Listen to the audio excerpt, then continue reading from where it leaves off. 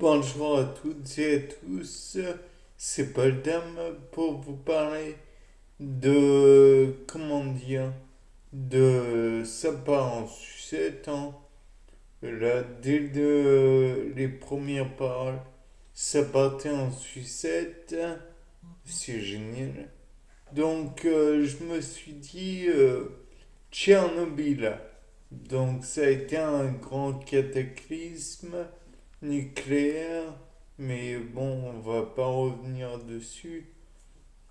Le fait est que c'est dû à il y avait un isotope radioactif, le césium 137, mal manipulé peut-être, enfin bref, peu importe, on ne refera pas le passé. Le césium étant un élément de numéro atomique 55. Bon, ça vous fait une belle jambe. Et donc, je me disais que éventuellement, si le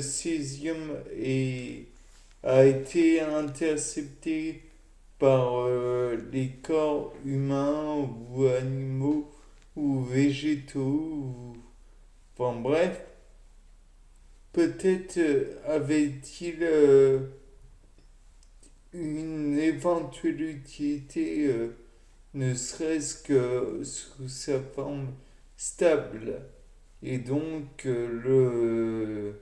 l'isotope radioactif n'aurait fait que être absorbé alors que pour prendre la place de sa valeur stable, disons. Donc le fait est que l'isotope radioactif, ben, il est voué à se dégrader selon une loi de dégradation radioactive, la formule désintégration radioactive. Et la formule que l'on est en droit de connaître ou pas, c'est n de t égale n0 fois exponentielle moins lambda t. Sachant que lambda est la constante de désintégration, t étant le temps qui est passé. Et voilà. Donc après, j'ai envie de vous dire que le végétal et l'animal ne se conduisent pas pareil. Peut-être que le végétal va avoir des difformités dues au césium et pas l'animal ou inversement.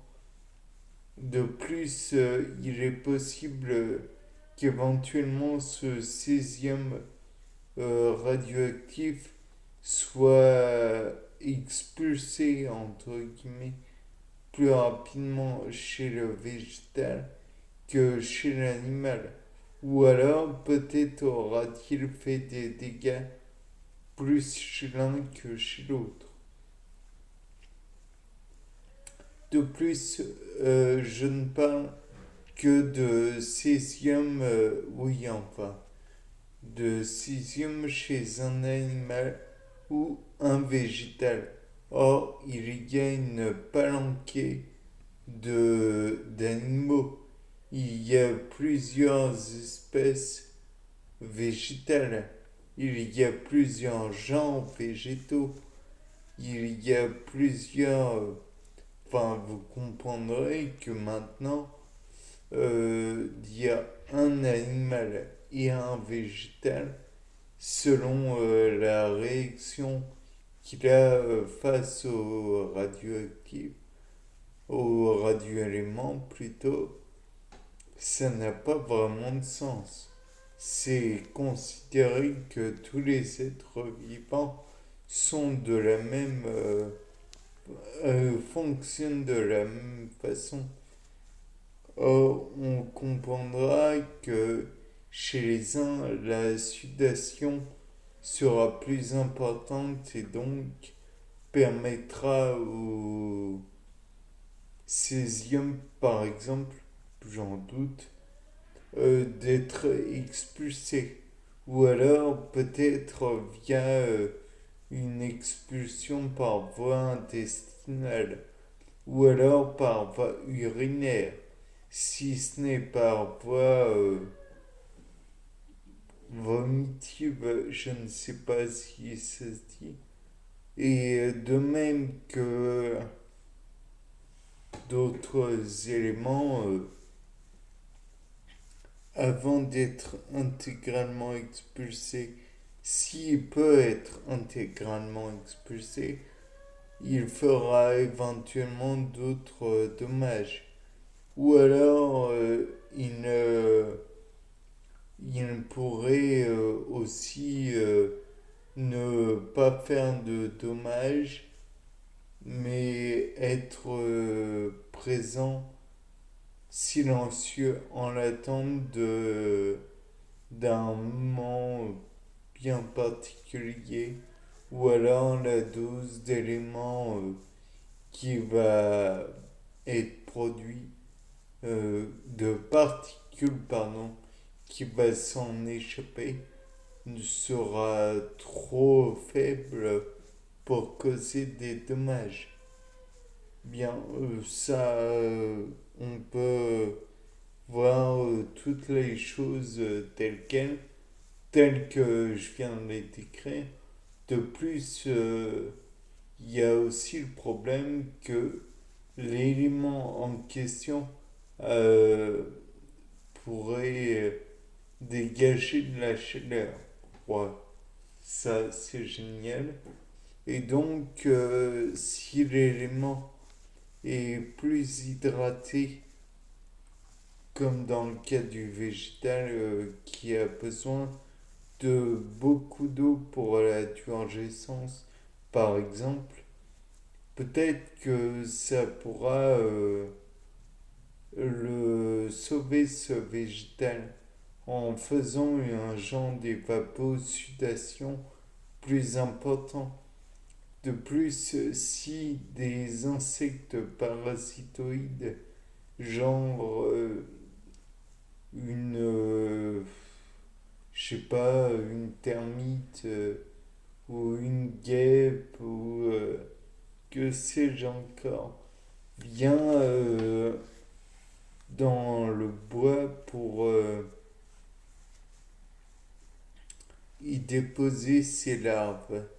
Peut-être que la larve en question sera irradiée et donc par voie de conséquence, peut-être que les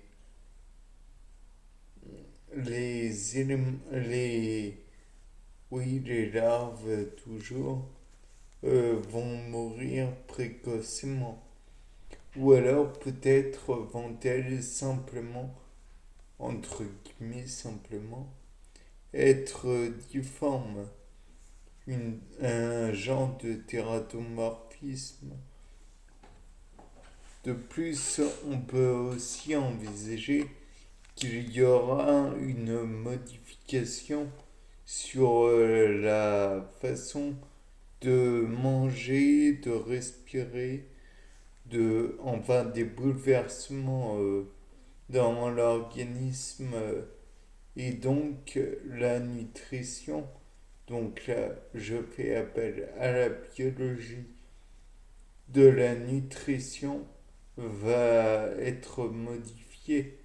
Peut-être aussi va-t-il y avoir des différences au niveau du développement. Là, je ferai appel volontiers à la biologie du développement, puisque nous savons que le fœtus passe par différents stades de développement pour ces différents organes. Donc, dans le cas présent, ou alors Ça peut aussi détruire les enzymes permettant la digestion de la cellulose. Bien, c'était Paul Dame. Au revoir pour ce nouveau sapin en sucette.